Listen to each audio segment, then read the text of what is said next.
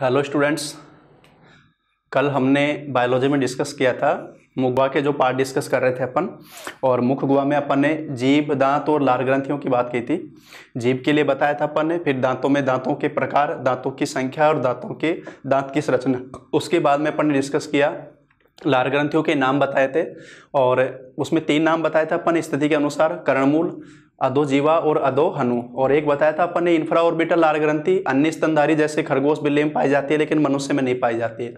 और फिर बताया अपन ने लार का पीएच मान 6.8। दूसरा पॉइंट, लार में उपस्थित एंजाइम डिस्कस किया था टाइलिन, जो कि स्टार्च को डाइजेस्ट करता है माल्टोज में। और उसी से संबंधित मैंने एक पॉइंट बताया था कि स्टार्च पॉलीसैकेराइड स्वादहीन है, फीका है, जबकि माल्टोज शर्करा है, मीठा है। तो रोटी का टुकड़ा मुंह में चबाएंगे तो थोड़ी देर बाद में रोटी मीठी लगने लग जाएगी, कारण स्टार्च का माल्टोज में बदल जाना। उसके बाद में देखो अगला पॉइंट जो अपन डिस्कस कर रहे हैं, लार में उपस्थित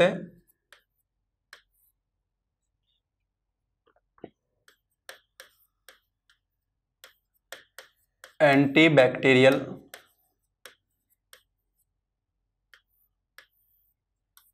या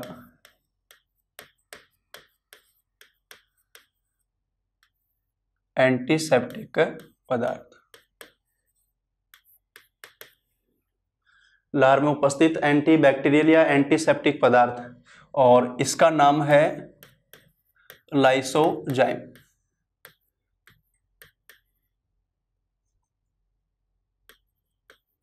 लाइसोजाइम। तो लार में जो एंटीसेप्टिक पदार्थ पाया जाता है लाइसोजाइम, ये जो एंटीसेप्टिक लाइसोजाइम है अपने पसीने में भी पाया जाता है, आंसू में पाया जाता है, वहां पर भी काम ये एंटीसेप्टिक का कर रहा है, एंटीबैक्टीरियल। देखो यहाँ जो मैंने शब्द लिखा है, एक शब्द तो आता है एंटीसेप्टिक और एक शब्द आता है एंटीबायोटिक। एक तो बताया मैंने एंटीसेप्टिक और एक बताया एंटीबायोटिक। एंटीसेप्टिक और एंटीबायोटिक ये तो है इन्फेक्शन रोकना और ये है इन्फेक्शन समाप्त करना। इन्फेक्शन रोकना, इन्फेक्शन समाप्त करना।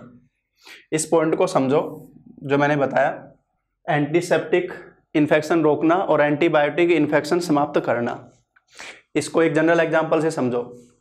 जैसे अपन ने भोजन लिया, भोजन जैसे अपन ने लिया मुखगुआ में, उस भोजन के साथ पता नहीं कितने बैक्टीरिया हमारे शरीर में जाने वाले हैं।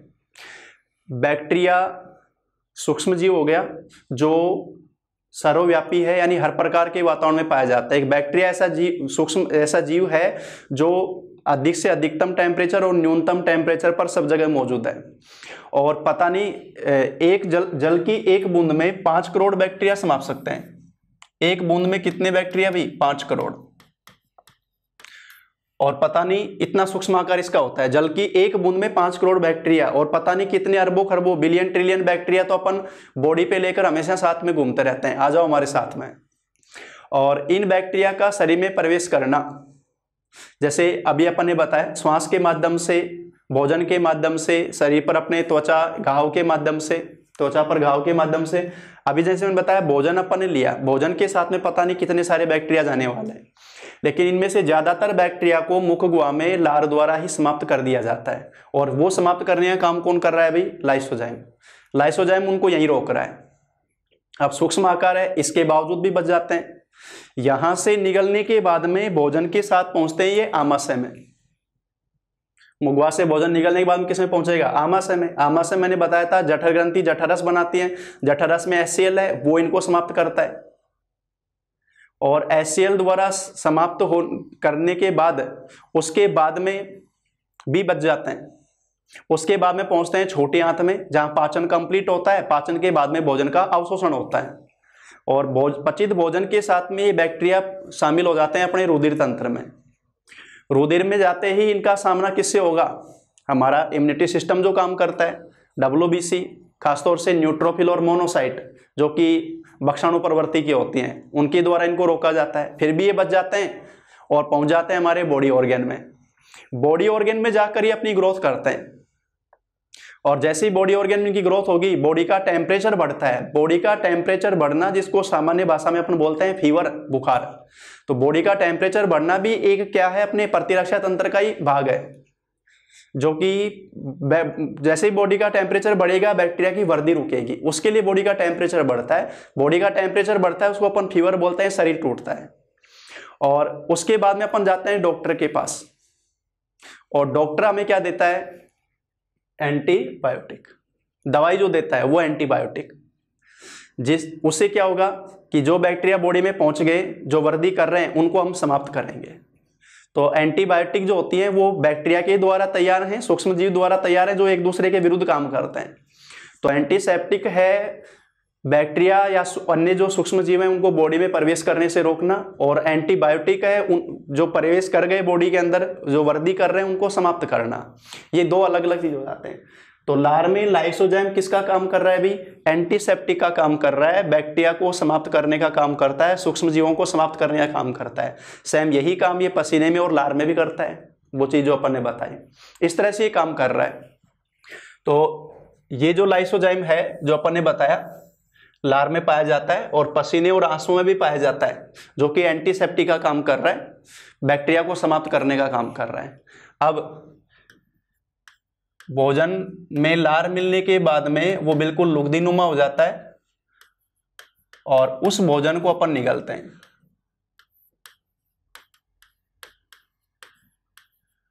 तो मुगवा में पचित लुगदीनुमा भोजन, उसको नाम दिया जाता है बोलस। जो मुगवा से अपन निगलते हैं, यहां से पाचन के बाद में जो लुगदीनुमा हो जाता है उसको निगलते हैं, उसको क्या नाम देते हैं भाई, बोलस। पहला नाम, पहला पचित भोजन कहलाता है बोलस। और यहाँ पाचन केवल, और यानी मुगवा में केवल कार्बोहाइड्रेट स्टार्च का पाचन होता है, प्रोटीन वसा का पाचन यहाँ नहीं होता, ये अपन निगलते हैं। अब यहीं से एक पॉइंट और मैं डिस्कस कर रहा हूं, लार से संबंधित ही एक पॉइंट आता है, दंत क्षय, टूथ दिखे, दंत क्षय। सामान्य भाषा में अपन बोलते हैं दांत में कीड़ा लग जाना, दंत क्षय, टूथ डिके। दंत क्षय यानी दांत के इनेमल परत का नष्ट होना। ये किस प्रकार से हो रहा है, इसको समझने से पहले अपन एक एनवायरमेंटली एग्जांपल मैं आपके सामने रख रहा हूं। अपन सुनते हैं अम्लीय वर्षा, एसिड रेन। बताओ अम्लीय वर्षा किसको कहते हैं? जो ऊपर से बारिश आती है वो तो जल ही आता है ना, पानी आता है, वही जिसको अपन वर्षण बोलते हैं, प्रेसिपिटेशन, जो अलग अलग रूप में होता है, ओले के रूप में या जैसे भी आए। तो बारिश जो हो रही है, बारिश को अम्लीय वर्षा नाम कब दिया जाता है? देखो, प्रमुख वायु प्रदूषक अपन दो नाम सुनते हैं, एक तो SO2 और एक NO2, सल्फर डाइऑक्साइड और नाइट्रोजन डाइऑक्साइड। तो सल्फर डाइऑक्साइड और नाइट्रोजन डाइऑक्साइड जो कि वाहनों के प्रदूषण में, ज्वालामुखी में, इन सब में उत्सर्जित होते हैं, ऊपर जो वायुयान चलते हैं उन सब में, वायुमंडल में। और वायुमंडल में ये जो जाते हैं दोनों के दोनों, SO2 और NO2, जल वाष्प से, वाटर वेपर से इनकी रिएक्शन होती है और उनसे बनते हैं SO2 से तो बनता है, SO2 जल से तो बनता है सल्फ्यूरिक अम्ल, और जल H2O और NO2 से बनता है नाइट्रिक अम्ल। तो SO2 NO2 ये एक बार थोड़ा सा इससे डिफरेंट है, थोड़ा सा ले लेते हैं, इसके साथ में इसको जोड़ूंगा। और वाटर वेपर से क्रिया होकर इसमें तो बन जाता है सल्फ्यूरिक अम्ल और इसमें बन जाता है नाइट्रिक अम्ल, और ये दोनों वर्षा जल के साथ भूमि पर आते हैं। वर्षा जल के साथ जब ये आ रहे हैं, और वर्षा जल का पीएच मान जो कि शुद्ध जल माना जाता है, शुद्ध जल वर्षा जल का पीएच मान माना जाता है 7। अगर इसका पीएच, वर्षा जल का पीएच 5.6 से कम, लेस देन 5.6, अगर वर्षा जल का पीएच मान 5.6 से कम है, उसको नाम देते हैं अम्लीय वर्षा। यदि वर्षा जल का पीएच मान 5.6 से कम है तो उसको नाम क्या देते हैं भी, अम्लीय वर्षा, एसिड रेन। पर्यावरण में फेमस क्वेश्चन है ये। और इस अम्लीय जल में अम्ल की उपस्थिति की वजह से धातुओं का संक्षारण होता है। मार्बल पत्थर, जैसे अपन सुनते हैं कि ताजमहल का रंग पीला बदरंग क्यों हो रहा है, तो मार्बल पत्थर है वो कैल्शियम कार्बोनेट है, उसका संक्षारण ये करता है। इसी प्रकार से धातुओं का रेल पटरियां जो होती है उनका, इन सबका ये संक्षारण करता है, ये अम्लीय वर्षा बोलते हैं। अब इसको देखो मैं यहां से जोड़ रहा हूं दंत क्षय। अपन ने बताया लार का पीएच मान होता है 6.8, यानी लगभग उदासीन या हल्का अम्लीय। भोजन करने के बाद में भोजन के सूक्ष्म कण अपने दांतों में रह जाते हैं, और अगर अपन दांतों की प्रॉपर सफाई नहीं करते हैं तो ऐसी स्थिति में बैक्टीरिया जब इन भोजन के कणों पर अवायवीय श्वसन करते हैं, बैक्टीरिया के अंदर ऊर्जा प्राप्ति का प्रक्रम जो है, श्वसन है, वो अवायवीय श्वसन है, अनाएरोबिक रेस्पिरेशन है। अनाएरोबिक रेस्पिरेशन से एसिड का निर्माण होता है, और एसिड का निर्माण होगा तो लार का पीएच डाउन पड़ेगा। समझ में आया? दांतों में भोजन के कण रह गए, भोजन के कणों पे बैक्टीरिया अवायवीय श्वसन करेंगे, अवायवीय श्वसन से अम्ल बनेगा, अम्ल की वजह से लार का पीएच मान डाउन पड़ता है। और अगर लार का पीएच मान भी, जो मैंने बताया, लार का पीएच मान लेस देन 5.6 हो जाए तो बताओ, लार का पीएच 5.6 से नीचे हो गया तो ये भी क्या बन गई, हमारे मुगवा में भी क्या हो गई, मुगवा में भी क्या होने लग गई, अम्लीय वर्षा होने लग गई। यानी अगर लार का पीएच मान 5.6 से कम है तो एसिडिक प्रभाव की वजह से अपन ने बताया था इनेमल, और इनेमल अपन ने बताया था रासायनिक रूप से कैल्शियम फॉस्फेट का एपेटाइट, कैल्शियम फॉस्फेट का एपेटाइट है, ये लो, ये इनेमल का रासायनिक संगठन है। तो ये जो लार ये है, ये इस इनेमल परत को नष्ट करेगा, इसको संसारित करेगा। और बताओ, हमारे डेंटिन पर इनेमल परत संसारित होगी तो डेंटिन बाहर आ गया, उससे फिर हमें ठंडा या गर्म ठंडा जो है वो झंझनाहट महसूस होती है। तो लार का जो पीएच मान है, दंतक्षय जो अपन बताएंगे, दंतक्षय है दांत पर इनेमल परत का नष्ट होना, लार का पीएच मान 5.6 से कम हो जाने के कारण। तो महानुभाव, दांतों की प्रॉपर सफाई किया करो, खासतौर से रात्रि को खाना सोते समय। समझ में आ रही है इस बात को मैं क्यों कह रहा हूँ? देखो, रात को भोजन करने के बाद में अगले 8 से 10 घंटे तक अपन कुछ भी नहीं लेते हैं, और इस दौरान रात को बैक्टीरिया को पूरा मौका मिलता है, ढंग से डांस करते हैं अपने दांतों के ऊपर और खूब अमल बनाते हैं मजे से। दिन भर तो क्या है, अपन लगातार जल वगैरह ग्रहण करते रहते हैं, तो रात को दांतों की सफाई बहुत जरूरी होती है, वो जरूर किया करो। तो दंतक्षय जो मैंने बताया, दंतक्षय बताया मैंने, दांत पर इनेमल परत का नष्ट होना, और ये कब होगा, जब लार का पीएच मान 5.6 से कम हो जाए। दंतक्षय हो गया दांत पर इनेमल परत का नष्ट होना, और ये स्थिति कब होती है, जब लार का पीएच मान 5.6 से कम हो जाता है, उस स्थिति में दंतक्षय होता है।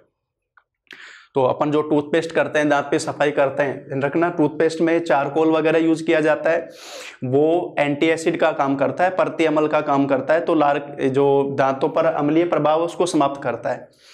तो अपन ने मुख गुहा में देखो, जीभ, दांत और लार ग्रंथियां तीनों की बात कर ली है। यहां से फिर अपन भोजन निगलते हैं, यहां से जो भोजन निगलते हैं, एक बार मैं फिर से वापस रिपीट कर रहा हूं, ये जो पॉइंट अपन ने लिया, इसके बाद में देखो एक बार अपन डायग्राम पर वापस आते हैं। ये वाला पार्ट अपन ने डिस्कस किया मुख गुहा, और मुख गुहा में अपन ने बात कर ली जीभ की, दांतों की, लार ग्रंथियों की, और यहां से भोजन जो अपन निगलते हैं मुख गुहा से, उसमें अपन ने नाम बताया भाई बोलस, जो यहाँ से निकला जाता है, बोलस को अपन निगलते हैं। उसके बाद में गर्दन की लंबाई में दूसरा पार्ट बताया था अपन ने ग्रसनी, पहला पार्ट मुगवा, दूसरा ग्रसनी फेरिंग्स, और ग्रसनी में अपन ने बताया कोई पाचन क्रिया नहीं होती। उसके बाद में तीसरा पार्ट वक्ष गुहा में बताया अपन ने ग्रसिका, ग्रसिका में कोई पाचन क्रिया नहीं होती, 25 सेंटीमीटर में लंबाई। यहाँ से एक पॉइंट मैंने आपको बताया था, नोट कर लिया होगा आपने, कि ग्रसिका की दीवार में गोबलेट कलश कोशिकाएं श्लेष्मा बनाती हैं, जिससे इसकी दीवार स्मूथ रहती है और भोजन आसानी से फिसलकर नीचे उतर जाता है। उसके बाद में चौथा पार्ट जो अपन बात कर रहे हैं आमाशय, स्टोमक। अब देखो, इसमें ग्रसनी ग्रसिका से कोई क्वेश्चन जनरली बनता नहीं है, एक ये ध्यान रखना है, ग्रसिका में गोबलेट क्लस कोशिकाएं श्लेष्मा का स्राव करती हैं। आमाशय के बारे में अपन डिस्कस करेंगे। एक बार मैं रिपीट करा रहा हूं यहाँ पर। आमाशय में मैंने बताया था कि जहां ग्रसिका आमाशय में खुलती है वो वाला पार्ट तो बताया था मैंने कार्डियक, वो बताया मैंने कार्डियक, और मेन पार्ट बताया मैंने फंडिक, आमाशय का मुख्य भाग बताया मैंने फंडिक। और जहां आमाशय छोटी आंत में खुलता है, आमाशय छोटी आंत में खुलता है, वो पार्ट मैंने बताया है पाइलोरिक, पाइलोरिक। तो ये फंडिक, कार्डियक और पाइलोरिक पर पेशी अवरोध नहीं है, इसका काम है भोजन को रिवर्स होने से रोकना, इसका काम है भोजन को यहाँ रोक कर रखना आमाशय में ताकि उसका डाइजेशन हो सके और फिर धीरे धीरे उसको आगे छोटी आंत में खिसकाना। आमाशय में मेन पार्ट फंडिक है जहां भोजन 3 से 4 घंटे के लिए ठहरता है। आमाशय की दीवार में जो ग्रंथि पाई जाती हैं वो बताई थी मैंने जठर ग्रंथि, और जठर ग्रंथि बनाती है जठर रस, गैस्ट्रिक जूस। और गैस्ट्रिक जठर ग्रंथि को जठर रस बनाने के लिए प्रेरित करने वाला हार्मोन बताया था मैंने गैस्ट्रिन, ये पॉइंट बताया था। गैस्ट्रिन हार्मोन पाइलोरिक भाग की जी सेल्स द्वारा बनाया जाता है। और जठर रस में जो अपन ने बताया अम्ल पाया जाता है HCl, और एंजाइम पाए जाते हैं प्रोटीन और वसा के लिए, और यहाँ पचा हुआ भोजन कहलाता है काइम। तो पहले फिलहाल जो अपन मुगवा ग्रसनी ग्रसिका में कोई क्वेश्चन बनेगा नहीं, आमाशय के पॉइंट जो मैंने समझा तो दिया था, इसको फिर मैं जो नोट करवा रहा हूँ कि आमाशय में डाइजेशन किस प्रकार से होता है। तो आमाशय में जो डाइजेशन है, तो अब जो अपन नोट करेंगे वो है आमाशय में पाचन।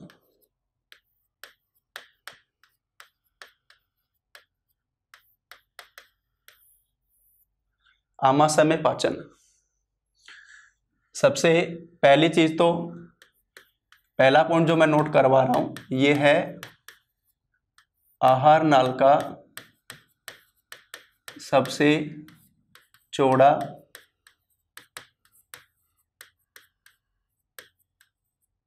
थैलेनुमा भाग।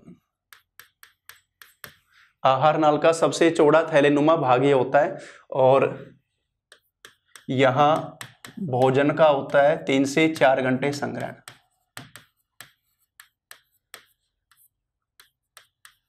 भोजन का 3 से 4 घंटे पाचन यहां पर होता है। और आमाशय की दीवार में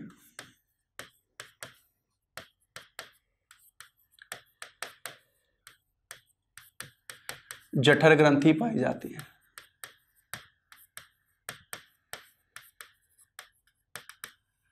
जठर ग्रंथि पाई जाती है, गैस्ट्रिक ग्लैंड,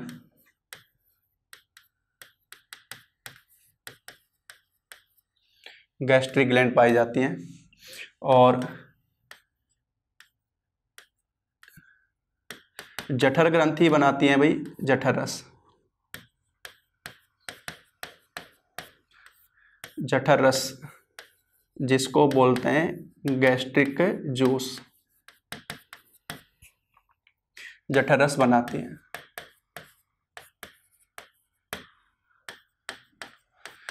जठर रस का पीएच मान, जठर रस का पीएच मान होता है 1 से 3.5। तो ये बताया जाता है भाई अत्यधिक अम्लीय।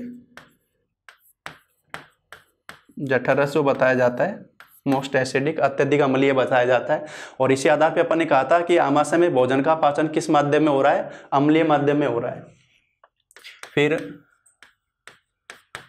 जठर रस में उपस्थित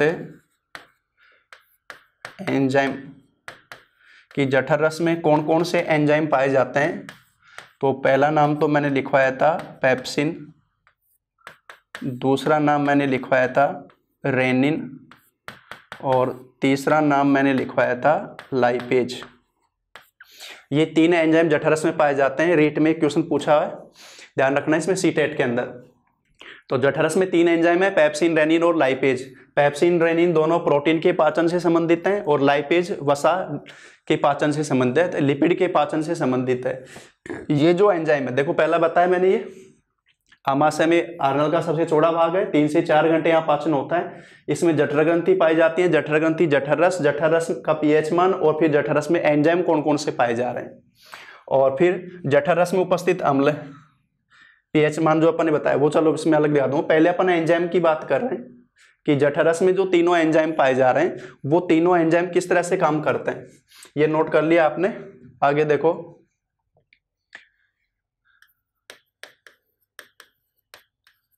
आमाशय में जो अपन ने पाचन क्रिया विधि की अगर बात करें, एंजाइम जो तीनों पाए जा रहे हैं। अब इसमें देखो, सबसे पहले मैं बात कर रहा हूं कि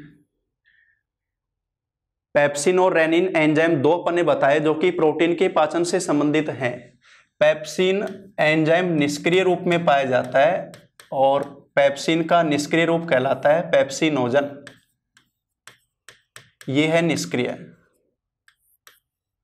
और जठररस में जो HCl अम्ल है, कल मैंने बताया था कि HCl अम्ल भोजन को अम्लीय माध्यम प्रदान करता है और एंजाइमों को सक्रिय करता है, बैक्टीरिया को समाप्त करता है। पेप्सिनोजन को HCl अम्ल सक्रिय करता है और ये बनता है पेप्सिन। अब ये हो गया सक्रिय। पेप्सिनोजन एंजाइम मैंने बताया निष्क्रिय रूप नाम हो गया, और HCl इसको करता है सक्रिय, तब नाम हो गया पेप्सिन। और ये पेप्सिन करता है प्रोटीन का पाचन। पेप्सिन एंजाइम प्रोटीन का पाचन करता है और ये इसको पेप्टोन्स में और प्रोटीएज में तोड़ देता है। ये काम करता है कौन सा एंजाइम भाई? पेप्सिन। अब सक्रिय हो गया, ये प्रोटीन को डाइजेस्ट कर रहा है, पेप्टोन्स में और प्रोटीज में ब्रेक डाउन कर रहा है, निष्क्रिय रूप में पाया जा रहा है। अच्छा, प्रोटीन के एंजाइम जो भी अपन बताएंगे वो सब निष्क्रिय रूप में बताएंगे, ऐसा क्यों? अभी सोचो, फिर डिस्कस करेंगे कि प्रोटीन के एंजाइम निष्क्रिय रूप में क्यों पाए जा रहे हैं। किसी को ध्यान हो तो बोलना। उसके बाद में दूसरा एंजाइम मैंने लिखवाया था रेनिन। अब रेनिन का निष्क्रिय रूप है प्रोरेनिन, ये हो गया निष्क्रिय।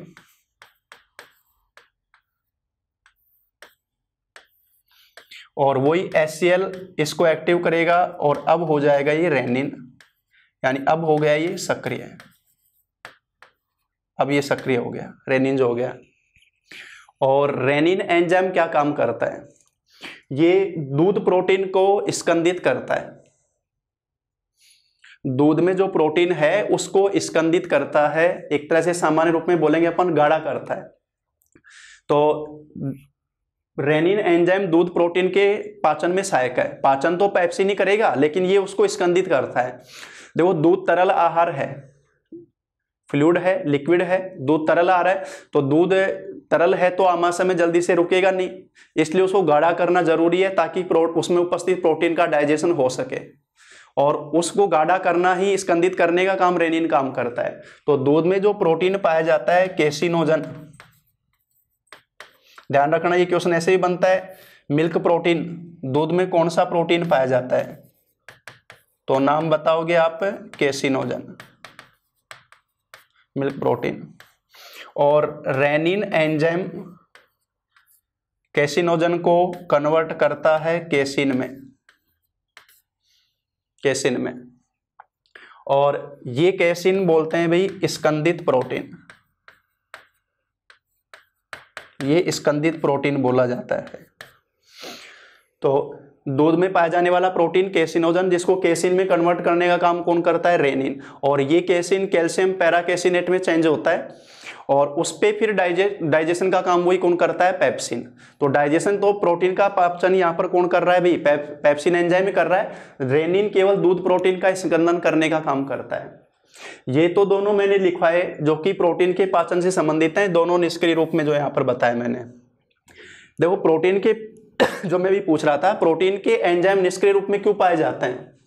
अच्छा, हमारी आहार नाल पेशीय संरचना है और प्रोटीन के एंजाइम अगर सक्रिय रूप में मौजूद रहेंगे तो ऐसी स्थिति में जैसे प्रोटीन वो नहीं है तो ये आहार नाल की पेशीय स्तर को भी नुकसान पहुंचा सकते हैं।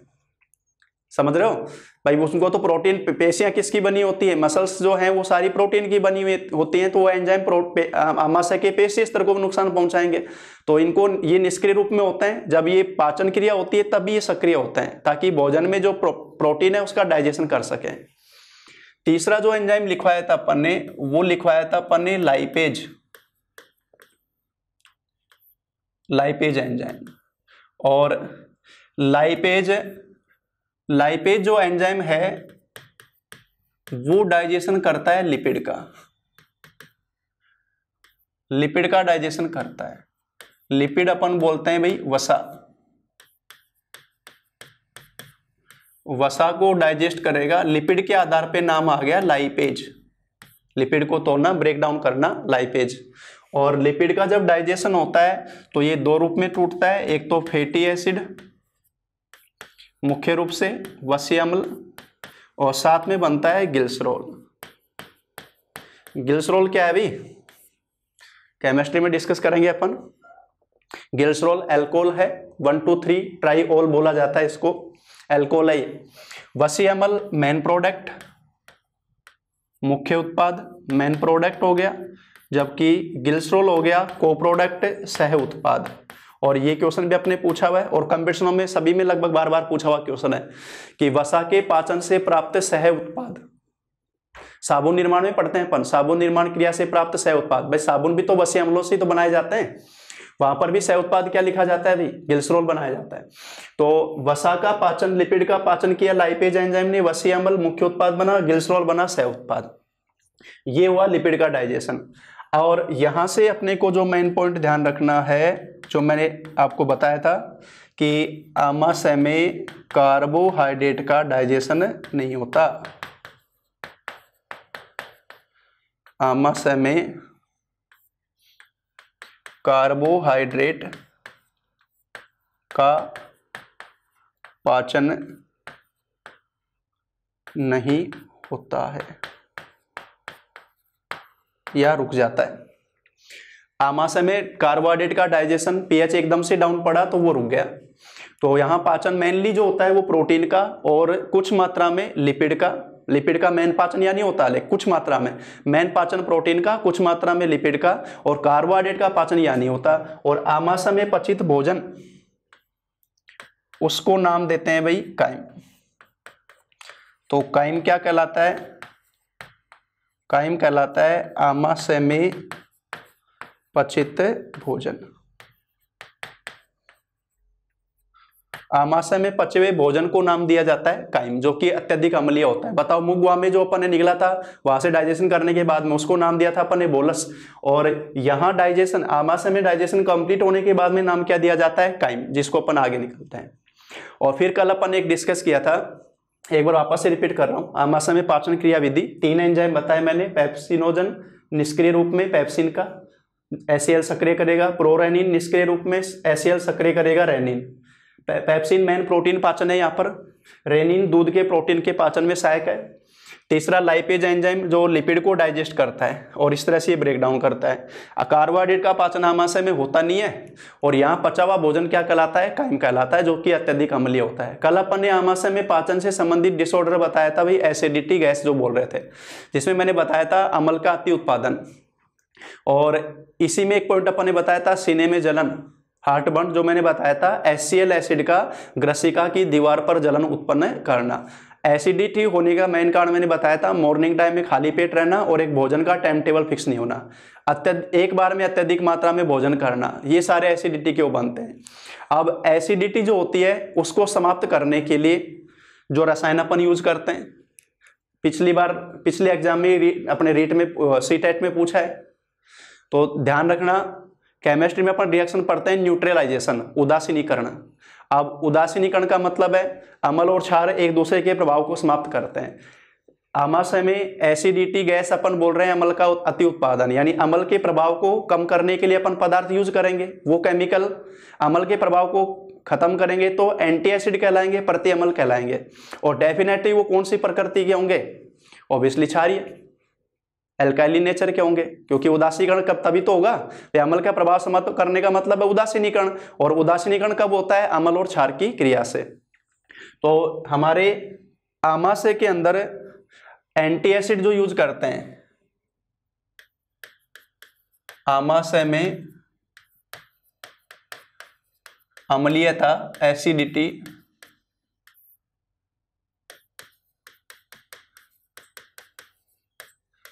समाप्त करने के लिए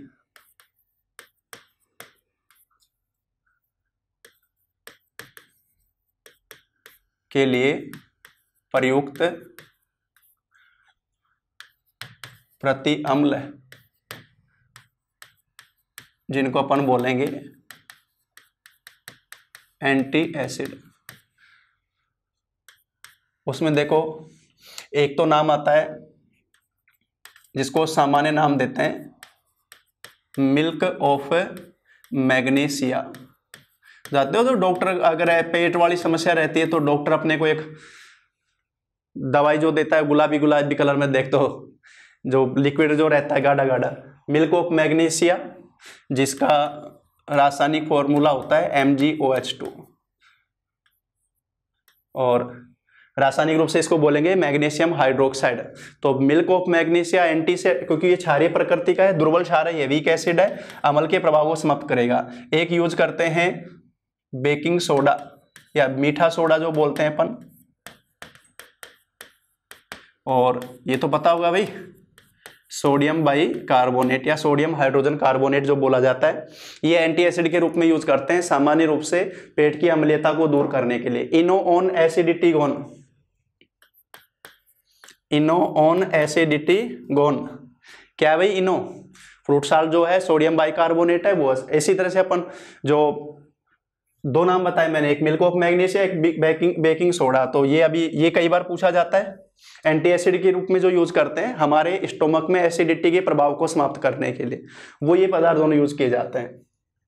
एक चीज जो मैं बताना चाह रहा था इसी में, देखो अपन ने बताया आमाशय की दीवार में जठर ग्रंथि जठर रस का निर्माण करती हैं, तो जठर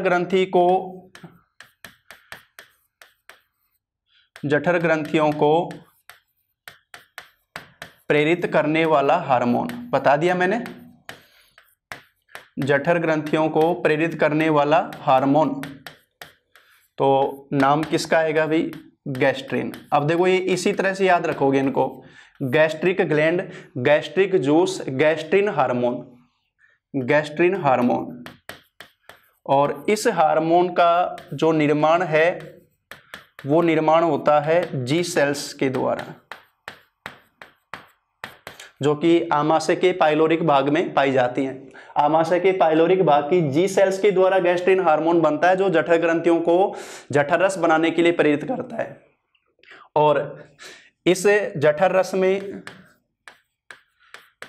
जठर ग्रंथियों में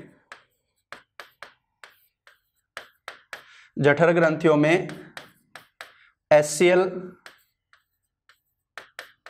निर्माण करने वाली कोशिका, जठर ग्रंथियों में HCl का निर्माण करने वाली कोशिकाएं पूछेगा तो उनको नाम दिया जाता है ऑक्जेंटिक सेल्स, अम्ल उत्पादक कोशिकाएं बोला जाता है, ऑक्जेंटिक सेल्स बोलते हैं, जो कि HCl निर्माण करती हैं। और इन्हीं जठर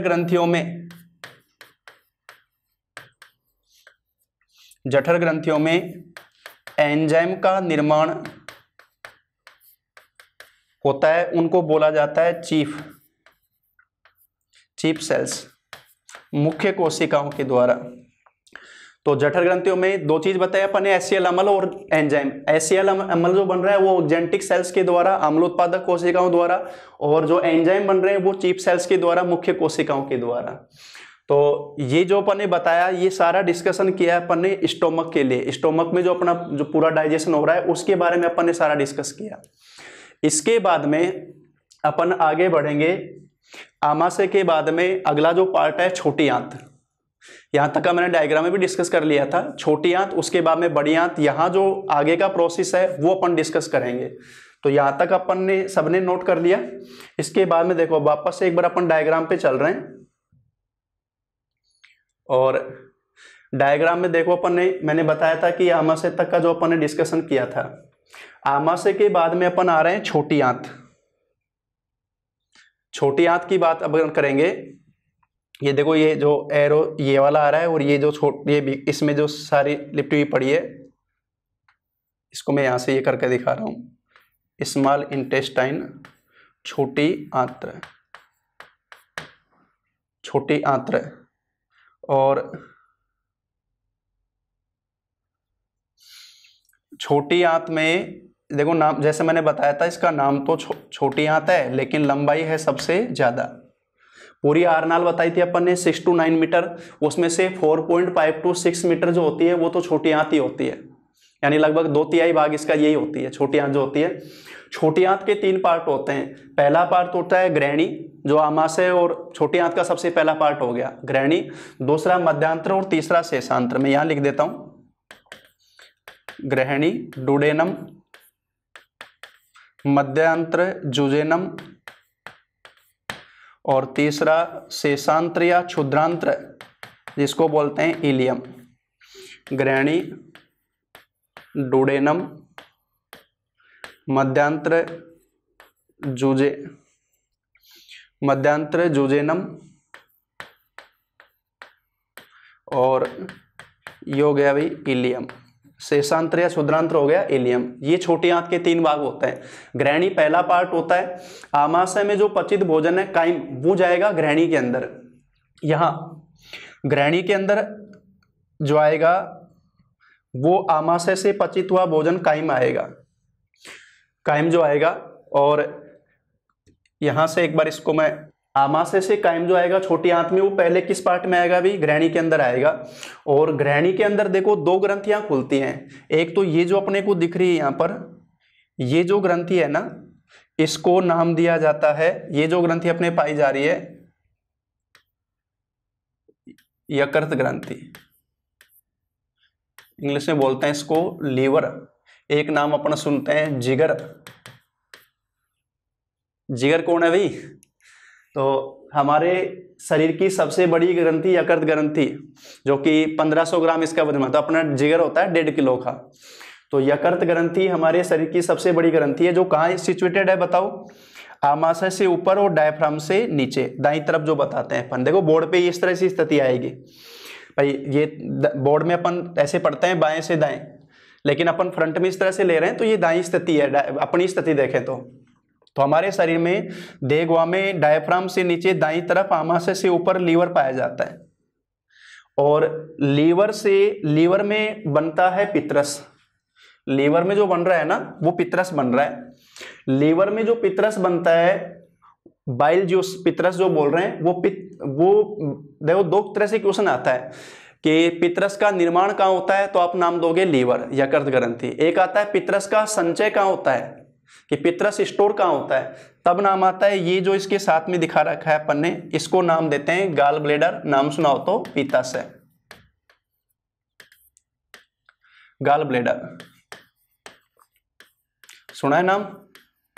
पित्त की थैली बोलते हैं अपन, गाल ब्लेडर, पित्त की थैली।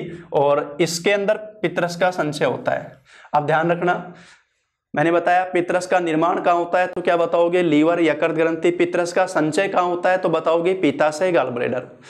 प्रतिदिन औसतन रूप से 1000 ml यानी 1 लीटर पित्रस बनता है, और इसको बिल्कुल सांद्रित करके अत्यधिक गाढ़े रूप में पित्ताशय में संचित किया जाता है, क्योंकि हरे पीले रंग का गाढ़ा द्रव होता है। और संचित मात्रा पूछेगा तो पित्रस जो संचय होता है पित्ताशय में, वो 30 से 50 ml बनता कितना है? 1000 ml। संचित रूप में कितना है? 30 से 50 ml पित्ताशय के अंदर।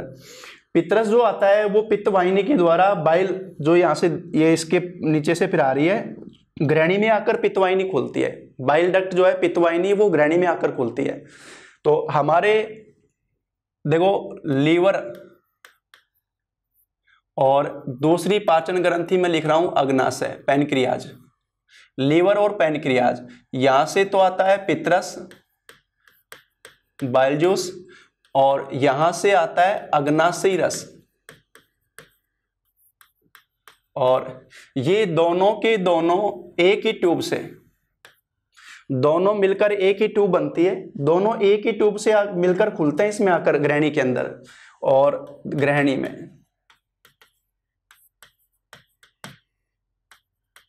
दोनों एक ही ट्यूब से ग्रहणी में आकर पहुंचते हैं। लीवर से पित्रस, अग्नाशय ग्रंथि से अग्नाशयी रस। पित्रस जो आया मैंने बताया, पित्रस बनता है लीवर में, स्टोर इसको किया जाता है पित्ताशय में। और लीवर से जो पित्रस आता है ग्रहणी के अंदर, ध्यान रखना पित्रस में कोई एंजाइम नहीं होता है। तो पित्रस लीवर से बनकर अपने ग्रैनी में आया और छोटे आंत के ग्रैनी पार्ट में, लेकिन पित्रस में एंजाइम नहीं पाए जाते और सबसे ज्यादा एंजाइम आते हैं यहाँ से, अग्नाशय ग्रंथि जो है उससे अग्नाशय रस आ रहा है ना, उसमें सबसे ज्यादा एंजाइम आते हैं। अब लीवर से जो पित्रस आया अगर उसमें एंजाइम नहीं है तो फिर वो काम क्या कर रहा है? नंबर 1, पित्रस का काम क्या है? पहला काम तो है आमाशय से जो भोजन आया काइम, वो बताया अपन ने अम्लीय एसिडिक, और अम्लीय माध्यम डाउन यानी पीएच डाउन होने से कार्बोहाइड्रेट का डाइजेशन रुक गया था। पित्रस होता है क्षारीय, पित्रस में सोडियम बाइकार्बोनेट लवण उसको क्षारीय बनाते हैं। पित्रस का पीएच मान होता है 8। बताओ क्षारीय हुआ कि नहीं हुआ?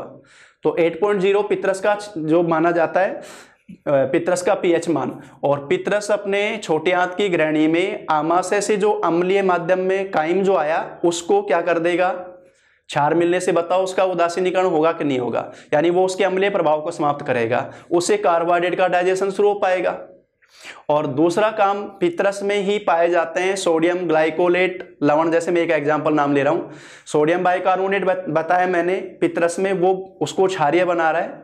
और सोडियम ग्लाइकोलेट जो लवण है ना वो वसा लिपिड का पायसीकरण करता है, इमल्सिफिकेशन करता है। तो पित्रस ने 2 मेन काम किए। एक काम तो क्या किया अभी?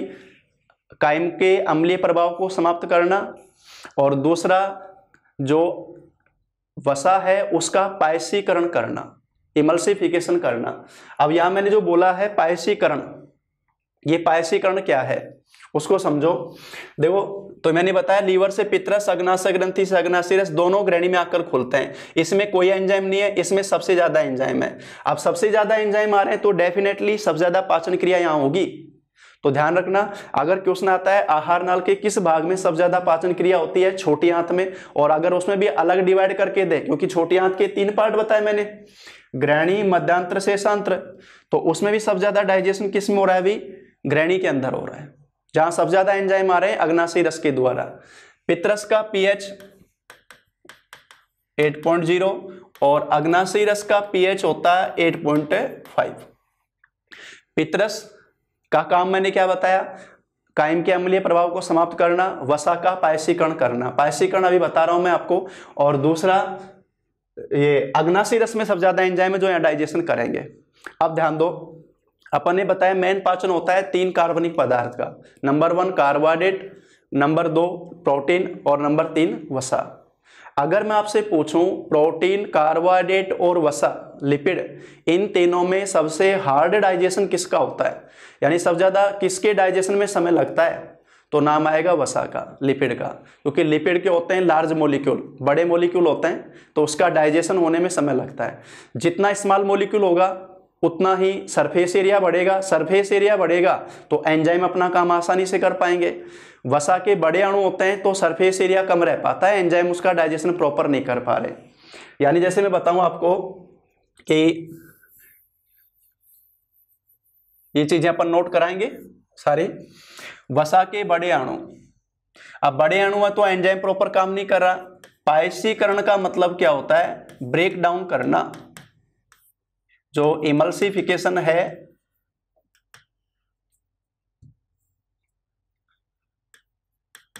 इमल्सिफिकेशन वो है ब्रेकडाउन। यानी जैसे ही इसका ब्रेकडाउन होगा तो ये लार्ज मॉलिक्यूल स्मॉल मॉलिक्यूल में बदल जाएगा।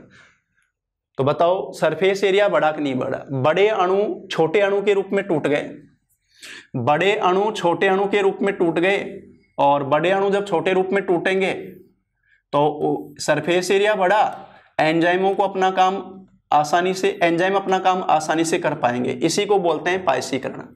ये करो तो वसा के बड़े अणु को छोटे अणु के रूप में तोड़ना वो है पायसीकरण, इमल्सिफिकेशन। और ये भी इस काम में पित्रस सहायक है। सोडियम ग्लाइकोलेट लवण इसमें काम आते हैं और सोडियम बाइकार्बोनेट पित्रस को क्षारीय बनाता है।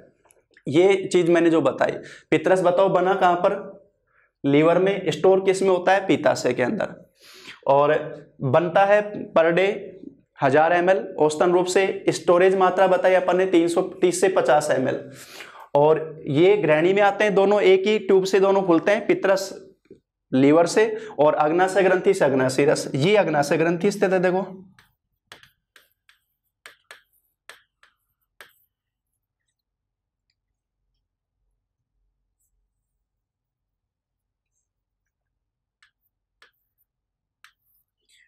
अग्नाशय ग्रंथि, पैनक्रियाज जो बोलते हैं अपन, ये अग्नाशय ग्रंथि।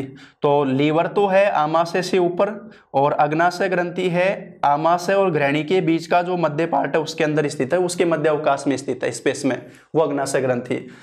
और शरीर की दूसरी बड़ी ग्रंथि, पहली ग्रंथि कौन सी, सबसे बड़ी लीवर, और नंबर 2 आती है भाई अग्नाशय ग्रंथि। और इन दोनों में, ये दोनों खुलती हैं दोनों की दोनों छोटे आंत के पहले पार्ट ग्रहणी में। और यहाँ लीवर पित्तरस का मैंने बताया किस तरह से काम कर रहा है, और फिर अग्नाशय रस में सबसे ज्यादा एंजाइम है, कौन कौन से एंजाइम है अभी अपन डिस्कस करेंगे। यहाँ तीनों प्रकार का पाचन होगा, प्रोटीन का भी, कार्बोहाइड्रेट का भी और वसा का भी, तीनों पाचन यहाँ पर हो गए। किसमें, ग्रहणी के अंदर। ग्रहणी के बाद में दूसरा पार्ट मैंने बताया मध्यांतर। अच्छा एक पॉइंट और बता रहा हूं, ग्रहणी की दीवार में भी ग्रंथियां पाई जाती हैं, और ग्रहणी की दीवार में जो ग्रंथि होती है ना, उनको नाम दिया जाता है ब्रूनर ग्रंथि। कौन सी ग्रंथि बोल रहे हैं भाई, ब्रूनर, साइंटिस्ट का नाम है, खोजने वाले साइंटिस्ट के आधार पर उनको नाम दे दिया गया ब्रूनर ग्रंथि। और ब्रूनर जो ग्रंथि है ना, उसके द्वारा वही श्लेष्मा का स्राव होता है, जाकि भोजन वही आगे आसानी से निकल पाए। कहां से, ग्रहणी से, फिर आगे जाएगा मध्यांतर में जाएगा। ग्रहणी से भोजन पाचन होने के बाद में किस में आया, मध्यांतर में आया। और मध्यांतर में आकर लगभग पाचन, यानी ग्रहणी में सबसे ज्यादा पाचन होता है, थोड़ा बहुत जो पाचन रह जाता है वो मध्यांतर में आके पूर्ण होता है। तो छोटी आंत की ग्रहणी में सबसे ज्यादा पाचन कंप्लीट हो जाना मध्यांतर तक, वो काम किस में होता है, मध्यांतर तक पाचन कंप्लीट होता है। आंतरे रस मध्यांतर में पाचन में सहायक होता है। और अब तीनों प्रकार का पाचन कंप्लीट हो चुका है, कार्बोहाइड्रेट का भी, वसा का भी और प्रोटीन का भी। पाचन के बाद में मध्यांतर में जो लास्ट पाचन हो गया कंप्लीट, थोड़ा बहुत जो चलता रहता है, उसको नाम दिया जाता है काइल। तो देखो एक नाम मैंने बताया था बोलस, ये कहां डाइजेशन होने के बाद में, मुखगुआ। नंबर 2 नाम मैंने बताया काइम, ये भाई स्टोमक, आमाशय। और नंबर 3 नाम काइल, और ये अपने छोटी आंत में अंतिम पचित भोजन। तो 3 नाम हो गए, बोलस, काइम और काइल। क्रम ध्यान रखना, ये क्रम पूछ लेते हैं, इसको उल्टा मत कर देना, कहीं बोलस के बाद में काइल पहले आ जाए, काइम बाद में जाए। बोलस मुगवा में सबसे पहला पचित भोजन, जिसमें केवल कार्बोहाइड्रेट स्टार्च का पाचन हुआ। काइम जिसमें प्रोटीन वसा का पाचन हुआ, कार्बोहाइड्रेट का रुका। और काइल जो कंप्लीट पाचन हो चुका, उसको लास्ट नाम देते हैं काइल। तो बताओ दूसरी स्टेप पूरी है, अंतःग्रहण, अंतःग्रहण के बाद में पाचन। अंतःग्रहण मुगवा से, यहीं से पाचन शुरू। ग्रसनी ग्रसिका में कोई पाचन नहीं, आमाशय में प्रोटीन वसा का पाचन, कार्बोहाइड्रेट का नहीं। फिर छोटी आंत में, ग्रहणी में सबसे ज्यादा पाचन, और मध्यांतर में लास्ट आकर पाचन कंप्लीट, और अंतिम पचत भोजन कहलाता है काइल। दूसरी स्टेप कंप्लीट हो गई पाचन। तीसरी स्टेप लिखवाई थी अवशोषण, एब्जॉर्प्शन। अब देखो जैसे कार्बोहाइड्रेट में मेन लास्ट पाचन होने के बाद में बनेगा ग्लूकोज, सबसे सरल रूप में ग्लूकोज। प्रोटीन का पाचन, जैसे अपन जानते हैं प्रोटीन बने होते हैं एमिनो एसिड से, एमिनो अम्ल से बने होते हैं, और प्रोटीन डाइजेस्ट हो जाएगा, जिससे बना होता है उसी में टूटेगा। प्रोटीन एमिनो अम्ल के ही तो बहुलक है, पॉलीमर है। और वसा के पाचन से वसे अम्ल और ग्लिसरॉल, ये पूरा पाचन हो चुका। अब ये सरल कार्बनिक पदार्थ हो गए, और इनको अब अपन एब्जॉर्ब करेंगे। तीसरी स्टेप अवशोषण, और अवशोषण होगा छोटी आंत के शेषांत्र में। ये जो कुंडली देख रहे हैं ना पूरा अपन, ये जो कुंडली देख रहे हैं, ये सारा का सारा शेषांत्र का पार्ट है। इसमें मध्यांतर पीछे छुपा और शेषांत्र पार्ट है, पतले रूप में जो कुंडलित रूप में पड़ी है। अब देखो इसमें, यहां मैंने बताया कि शेषांत्र में कौन सी क्रिया हो रही है भाई, अवशोषण, पचित भोजन का अवशोषण। तो अभी इसी क्वेश्चन को मैं तुमसे यहां पूछूं कि 3 नाम मैंने लिखे, बोलस, काइम और काइल। मैं आपसे पूछूं कि इनमें अवशोषण किसका होता है, बोलस का होता है, काइम का या काइल का? बताओ। डेफिनेटली आंसर क्या आएगा भाई, काइल आएगा, क्योंकि बोलस और काइम में कंप्लीट पाचन थोड़ी हुआ। कंप्लीट पाचन के बाद में अपन ने क्या नाम दिया, काइल। तो अवशोषण जो होता है शेषांत्र में होता है, और शेषांत्र में अवशोषण जो भोजन है उसको नाम क्या दिया जाएगा, काइल, जिसमें सरल कार्बनिक पदार्थों ग्लूकोज, एमिनो एसिड, वसे अम्ल, इन सबको एब्जॉर्ब किया जाता है। और ये काम हो रहा है सारा शेषांत्र में, और इसीलिए देखो ये सबसे पतली है और सबसे लंबी है। शेषांत्र सबसे पतली और सबसे लंबी है, क्यों भाई? शेषांत्र जो कुंडलित रूप में पाई जा रही है वो सबसे पतली और लंबी रूप में मौजूद है, बिल्कुल पतली कुंडलित रूप में पाई जा रही है। ऐसा क्यों? इसकी लंबाई और व्यास सबसे कम है, लंबाई सबसे ज्यादा। चलो एक बार सपोज करो अपन को इसमें यहां काम हो रहा है अवशोषण का। अगर ये बताओ इसकी लंबाई तो होती कम और डायमीटर व्यास होता ज्यादा, तो पचा हुआ भोजन जल्दी से आगे नहीं निकल जाता क्या? तुम तो पकड़ते ही रह जाते रहे, रुक जाते रहो, अवशोषण तो कर लें। बताओ तुमने पचाया और वो जल्दी से आगे निकल गया तो तुम्हारे को क्या मिला? फायदा क्या हुआ अपने को? अपन ने बेवजह इतनी मेहनत की, 3-4 घंटे आमाशय में पचाया, छोटी आंत में लाके पचाया, मतलब क्या निकला उसका? तो पचे हुए भोजन का अवशोषण प्रॉपर हो सके तो बताओ पतली और लंबी होने से फायदा क्या हुआ? भोजन धीरे धीरे चलेगा, लंबी है तो, और धीरे धीरे छोटी है तो धीरे थोड़ा थोड़ा भोजन आगे खिसकेगा। तो बताओ अपन आराम से एब्जॉर्ब करेंगे कि नहीं करेंगे? पूरी तरह से कंप्लीट अवशोषण करेंगे, व्यर्थ में बिल्कुल भी नहीं जाने देंगे। इसलिए छोटी आंत की शेषांत्र की लंबाई सबसे ज्यादा और व्यास होता है सबसे कम। दूसरी बात, शेषांत्र की दीवार में हल्की अंगुलीनुमा प्रवर्ध फिंगर लाइक उभार पाए जाते हैं, और ये जो उभार होते हैं ना इनको बोलते हैं अंकुर विली, जो दो तरह से पाए जाते हैं, माइक्रो विली और micro villi, villi and micro villi, ये पाए जाते हैं, विली एंड माइक्रो विली। अंकुर और सूक्ष्म अंकुर ये सरफेस एरिया बढ़ाते हैं, इनसे भोजन का अवशोषण प्रॉपर वे में हो पाता है, सरफेस एरिया को ये बढ़ाते हैं, तो पचित भोजन का अवशोषण ये करवा देते हैं। और वो सारा काम हो रहा है भाई शेषांत्र में। ग्रहणी में सबसे ज्यादा पाचन, लीवर से पित्तरस आया, अग्नाशय ग्रंथि से अग्नाशय रस। मध्यांतर में पाचन कंप्लीट होना, नाम दिया जाता है काइल, और शेषांत्र में काइल का अवशोषण, इसलिए इसकी लंबाई सबसे ज्यादा, व्यास सबसे कम। अब छोटी आंत खत्म होने के बाद में देखो ये छोटी आंत जो सारी कुंडलित रूप में यहाँ आ रही है और ये बड़ी आंत है। अब ये जो पार्ट है, ये जो मौजूद है, इसको नाम दिया जाता है लार्ज इंटेस्टाइन, बड़ी आंत्र। अब छोटी आंत और बड़ी आंत का ये जो जोड़ है ना यहां पर, इसको नाम दिया जाता है सीकम, यानी बड़ी आंत का पहला पार्ट सीकम।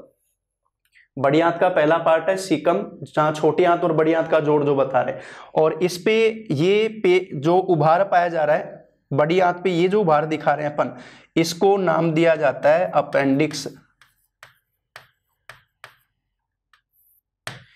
ये जो उभार नजर आ रहा है ना, इसको अपेंडिक्स नाम दिया जाता है। सुना है नाम अपेंडिक्स? अब बहुत दर्द होता है भाई, कई बार भयंकर हो रहा है। अपेंडिक्स जो बोलते हैं अपन, अपेंडिक्स मानव शरीर का अवशेषी अंग है। अवशेषी अंग उनको बोलते हैं जो मौजूद तो हैं, कभी पूर्वजों में सक्रिय रूप से काम करते थे लेकिन अब अपने शरीर में पाए जा रहे हैं लेकिन काम नहीं कर रहे, तो उनका अवशेष मात्र बच गया। अपेंडिक्स अवशेषी अंग है। मैंने जो नाम बताया था मुगवा में अक्लदाड़ है, वो भी अवशेषी अंग है मनुष्य में। और हमारे जो कर्णपल्लव हैं, इनकी पेशियां भी अपने अवशेषी हैं, वो काम नहीं कर रही। और जंतु देखते हो कान हिला लेते हैं, अपन कान थोड़ी हिला पाते हैं, उनकी पेशियां भी अवशेषी हैं अपने। अपेंडिक्स अवशेषी, छोटी आंत बड़ी आंत का छोटी आंत और बड़ी आंत के जोड़ पर जो पहला पार्ट है उसको सीकम नाम दिया जाता है, उंडुक, और इसका यहां पर पाई जाती है अपेंडिक्स। अपेंडिक्स अपने शरीर का अवशेषी अंग। अपेंडिक्स सेल्यूलोज के डाइजेशन से संबंधित है। जैसे अपन स्टार्च का डाइजेशन करते हैं, जंतुओं में देखते हो जो गाय भैंस चारा खाते हैं तो चारा जो है वो सेल्यूलोज है भी, सेल्यूलोज भी ग्लूकोज का ही पॉलीमर है, सेल्यूलोज के डाइजेशन से संबंधित है। अगर हम लगातार अधपका भोजन खाते हैं, अधपका का मतलब जिसमें सेल्यूलोज डिकम्पोज नहीं हुआ, अपघटित नहीं हुआ, तो ऐसी स्थिति में अपेंडिक्स में इन्फेक्शन होता है और ये इसकी ये फूल जाती है, साइज बढ़ जाती है। अब क्योंकि अवशेषी है तो काट के बाहर निकाल देते हैं, क्या बिगाड़ेगी अपना।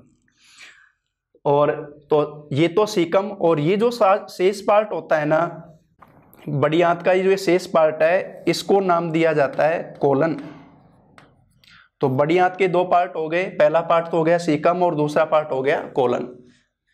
कोलन भाग में होता है एक्स्ट्रा वाटर का एब्जॉर्प्शन, अतिरिक्त जल का अवशोषण। देखो भोजन के साथ में जो जल चल रहा है, अब क्योंकि केवल अपशिष्ट बचा है, लाभदायक पदार्थ अपन अवशोषित कर चुके, तो बॉडी से जल एक्स्ट्रा बाहर नहीं जाए, चाहे वो हमारा यूरिन हो चाहे मल हो, जो भी है पसीने सब में, अतिरिक्त जल को रोक लिया जाता है कोलन में, और अतिरिक्त जल के साथ में खनिज लवण और कुछ विटामिन का अवशोषण भी यहाँ पर होता है। कोलन से एक चीज और याद रखोगे, तो एक तो मेन क्वेश्चन यहाँ बन गया, अतिरिक्त जल, खनिज लवण, विटामिन का अवशोषण जल के साथ में वो कोलन में हुआ। दूसरा, कोलन भाग में एक बैक्टीरिया पाया जाता है ई कोलाई। मैंने कल डिस्कस किया था, बैक्टीरिया एक तो परजीवी जो कि दूसरों से भोजन प्राप्त करते हैं, पोषण प्राप्त करते हैं, बदले में उसको नुकसान करते हैं। दूसरे सहजीवी जो दूसरे से पोषण प्राप्त कर रहे हैं लेकिन उसको नुकसान नहीं कर रहे। बड़ी आंत के कोलन में ई कोलाई बैक्टीरिया बताया जाता है जो कि सहजीवी प्रकृति का है। सहजीवी का मतलब नुकसान नहीं कर रहा अपने को, तो वो बैक्टीरिया क्या काम कर रहा है? ई कोलाई बैक्टीरिया मैंने बताया कोलन भाग में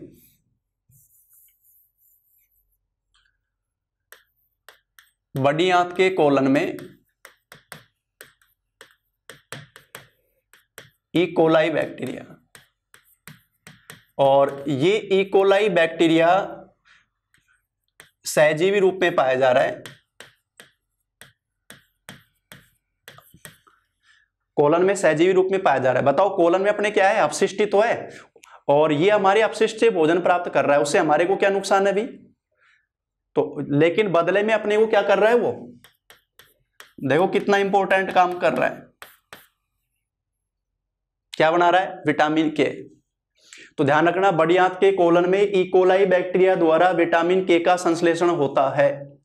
किससे संबंधित है विटामिन के? रुधिर का थक्का जो अपन बोलते हैं, ब्लड क्लॉटिंग जो अपन बोलते हैं, ये काम, ये पार्ट हो गया बड़ी आंत का कोलन, सीकम और कोलन दो पार्ट। तो बड़ी आंत में पाचन तो अपना सारा छोटी आंत तक हो चुका, जल का अवशोषण और विटामिन के दो मेन क्वेश्चन यहाँ बन गए। और फिर ये जो लास्ट पार्ट है इसको अपन बोलते हैं गुदा। ये तो आ गया अपने पास में बड़ी आंत के बाद में कोलन, बड़ी आंत का कोलन के बाद में मलाशय वाला पार्ट मैं दिखाऊंगा, मलाशय रेक्टम जहां अपशिष्ट आकर इकट्ठा होता है, और लास्ट पार्ट बोलते हैं गुदा अंश जहां से अपन मल का बहिक्षेपण करते हैं, लास्ट स्टेप जो अपन ने बताई थी। तो अंतःग्रहण, फिर यहीं से पाचन शुरू होना, ग्रसनी ग्रसिका में कोई पाचन नहीं, आमाशय में पाचन, ग्रहणी में, छोटी आंत में पाचन, पाचन के बाद में अवशोषण भी छोटी आंत में, बड़ी आंत में जल और खनिज लवण इन सब का अवशोषण, विटामिन के का इनका अवशोषण, और मलाशय में आकर अपशिष्ट का इकट्ठा होना, और फिर गुदा द्वारा बहिक्षेपण। ये पूरा का पूरा डाइजेशन अपना चलता है आर्नाल की संरचना। अब इसमें से आमाशय तक का मैंने नोट करा दिया था, छोटी आंत और बड़ी आंत के जो मेन पॉइंट है वो सारे अपन नोट करेंगे अगली क्लास में।